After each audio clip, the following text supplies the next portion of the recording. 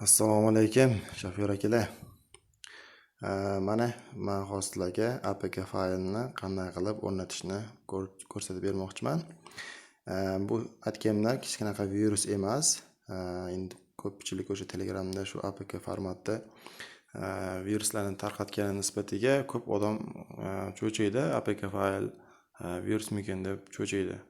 Bu hech qanaqa virus emas. Bu shunchaki mana bu o'sha mana bu zo'r taksini ilovasi xolos. Men hozir o'zim ham o'rnatib sizlarga ko'rsatib beraman. Bu Play Marketga chiqara olmaganim uchun faylning o'zini, ya'ni o'sha APK faylning o'zini foydalanib turish uchun tashlab qo'ydim. Tez orada Play Marketga chiqarsam, albatta bunaqa APK fayl tashlamay sizlarga o'sha Play Market havolasini tashlab qo'yaman. O'sha joydan APK faylni yuklab olsangiz bo'lardi keyinchalik. Xo'p, demak, mana shu ilovani ustiga bosaman va mana menda zo'r taksi ilovasi o'rnatmoqchimisiz deydi. O'rnatishni bosamiz. Va o'rnatish jarayoniga ketdi. Mana bu joyda mana bu dastur xavfli bo'lishi mumkin deb ok tugmasi chiqyapti. Ya'ni bu nima uchun buni deydi? Sababi Play Marketga chiqmagan ilovalarni telefon anaqalari, ya'ni Play Market o'zi telefonning ichida bo'ladi-ku. Play Marketning ichida ham topilmagan ilovalar shunaqa ko'rsatiladi. Bu ilova Play Marketda yo'q, ya'ni xavfli bo'lishi mumkin degan narsa hisobida.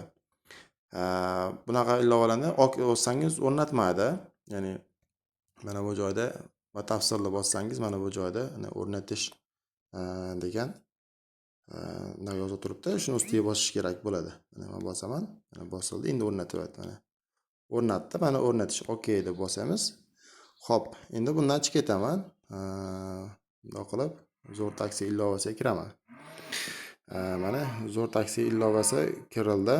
Xo'p, kiryapti. Mana bu joyda endi bu ilovani o'rnatish veb-sayt anaqasi so'ralyapti. Bunda X bosib qo'yamiz, chunki bu veb-saytda emasmiz hozir. Mana bu joydan haydovchi bo'lishni tanlaymiz va istalgan birorta Telegram nomer orqali ro'yxatdan o'tishimiz kerak bo'ladi. Xo'p, men hozir birorta akkauntim orqali ro'yxatdan o'taman. Xo'p, mana bu Alisher degan akkauntim bor. 77 raqam ekan. Xo'p, shu raqamni ustiga bosib nusxalaman, ko'chirib oldim. Va ko'chirgandan keyin mana bu ilovaga kelib, o'sha ko'chirilgan raqamni shunchaki mana bu inputga bosib tursanglar, mana bunaqa qo'yish chiqadi. Yog'ilib qo'yamiz. Qo'yganimizdagi kodni olish tugmasi o'zi ko'k svet yonadi va buni bosamiz. Va bizga bosganimizda mana bu joyga o'tib turishimiz kerak.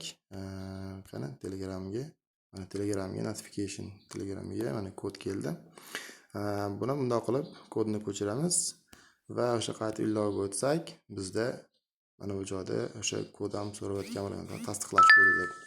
Va biz bu yerga o'sha tasdiqlash kodini ham parse qilib qo'yish qilamiz va mana bu joyda chiqqan tugmani bosamiz. Xo'p, bizda mana zo'r taksi ilovasi ochildi. Men bu akkauntimga oldindan tarif sotib olgandim, ya'ni kunlik tarif. Shuning uchun menda mana bu sanoqlar ishlayapti, ya'ni faol holatda turibman hozircha. Xo'p, demak, mana bu buyurtmalar bo'limiga o'tsam, bu yerda mana buyurtmalar tushib turibdi. Misol uchun taksi kerak deb buyurtma tushdi. Men bunga shunchaki kiraman. Kirib turib, mana bu xabar yozish joyiga shunchaki bunday qilib yozib beraylik chiqani. Agar birorta olmagan bo'lsa, javob qaytarish kerak bizga. Assalomu alaykum deb yozdi. Mana xabarim o'sha odamga yetib tushdi. Telefon nomeri bo'lsa, avval telefon qilganimiz yaxshi, chunki mana bu joyda bu odamda telefon nomeri yo'q ekan. Shuning uchun xabarimizni yozganimiz tushdi, xudo xolasa. Mana bu joyda mana Qumqo'rg'ondan Aladin taksi degan gruppadan kelayotgan ekan. Ya'ni mana shu joyga ham qarashimiz kerak. Misol uchun taksi kerak yoki odam bor degan buyurtma kelganda, biz mana bu tepadagi o'sha Telegram gruppaning nomi bo'ladi. O'sha nomiga qarashimiz kerak, chunki bu yerda Surxondaryo bo'lishi mumkin, Namangan bo'lishi mumkin. Biz shunchaki odam bor desa, hammasiga misol Surxondaryo, biz Namanganlik bo'lsa, Surxondaryolik odamga qayerga ketasiz deb yozishimiz kerak yo'q. Shuning uchun mana bu tepasidagi Telegram ikonkasining yonidagi so'zga ham qarashimiz kerak bo'ladi. Xo'p, chatga o'taman. Chatda menimcha mana bu joyga kiradigan bo'lsam, hali hech kim o'qimadi xabarimni. Menimcha mana endi o'qildi. 2 ta xabar bo'ldi. Mana onlayn ham turibdi. Hozirgi o'sha odam profili. Javob yozishini kutamiz, xudo xolasa. Ko'p klientlar yozmayotgan bo'lsa, ya'ni shofyorlar bizga ham javob qaytarish kerak. Mana keldi javob. Mana keldi. Kiramiz. Mana salom degan javob keldi. Xo'p, biz shunchaki yozamiz. Taksi kerakmi? Xo'p. Xo'p. Nechiga?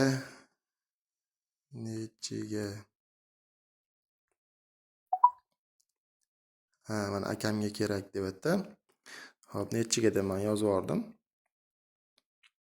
Mana javobim ham o'sha odamga yetib tushyapti. Xo'p. Bu yerda bu odam hozir yozadi. Menimcha bu ayol kishi ekan shekilli, akamga deb yozardi. Mana boyaga nomerga chiqing. Demak, qayerdadir nomer bor. Nomer men ko'rmadim. Iloji bo'lsa tashlayvering.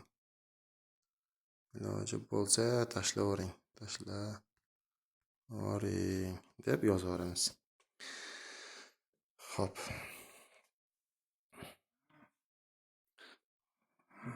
Xo'p, bu yerda endi foydalanuvchi lokatsiya tashlasa, lokatsiyasi ham tushadi. Lokatsiyani ham ochsa bo'ladi. Yoki bo'lmasam foydalanuvchiga rasm suratlarni ham bemalol tashlasangiz bo'ladi. Xo'p. Ovozli xabar ham yozsangiz bo'ladi. Faqat mana bu tugmani bitta bosamiz va mana bu joyda audio yozish uchun ruxsat berishimiz.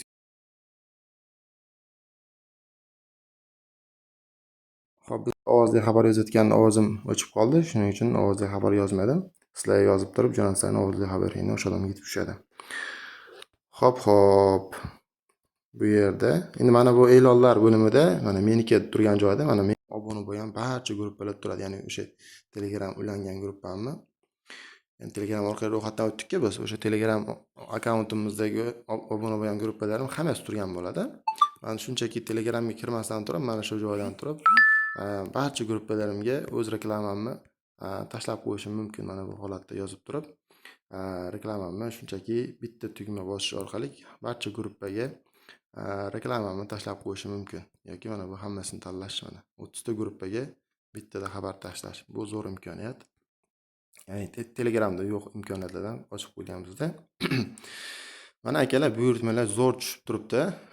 Buyurtmalar juda ham zo'r. Endi faqat men misol uchun Almataga qatnaydigan bo'lsam, bu yerda misol uchun Almata gruppasi, ya'ni Almataga qachon odam tusharkan deb kutib turish qiynalsam, shunchaki mana bu hudud belgilab, mana bu joyga Almata deb yozib olsam bo'ldi.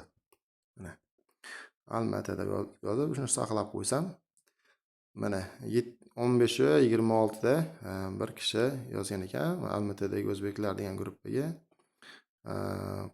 nima degan, kirishi yopadigan odam bormi? Bu odam bormi deganligi uchun kelibdi. Asli kirishi yopadigan odam deyiladi. Bu yerda bu klient emas. Mana bu 15-21 da tushgan buyurtma Almatadan kechga iz bosganga bir kishi bor. Mana shularga ham shunchaki kirib xabar yozmoqchi bo'lsangiz, mana xabar oynasi ochiladi. Shuni xabaringizni yozsangiz, xabaringiz o'sha odamga yetib tushadi va sizga javob qaytaradi. Iloji bo'lsa o'sha xabar yozganingizdan keyin telefon nomerini so'rab, telefon nomerini olib telefon qilganingiz ancha zo'r bo'ladi. Xo'p, demak mana bu filtr o'chirib qo'yaman. O'zingizga agar filtr qo'ymoqchi bo'lsangiz, mana bu usulda yozsangiz bo'ladi. Misol uchun men Norinlikman. Menga Namangan, Norin, Chortoq yoki Uchqo'rg'on qilib hammasini velgir bilan ajratib yozib, saqlash tugmani bosib qo'ygan bo'lsam, menga faqat o'sha zonasi bo'yicha gruppalardan buyurtmalar keladi.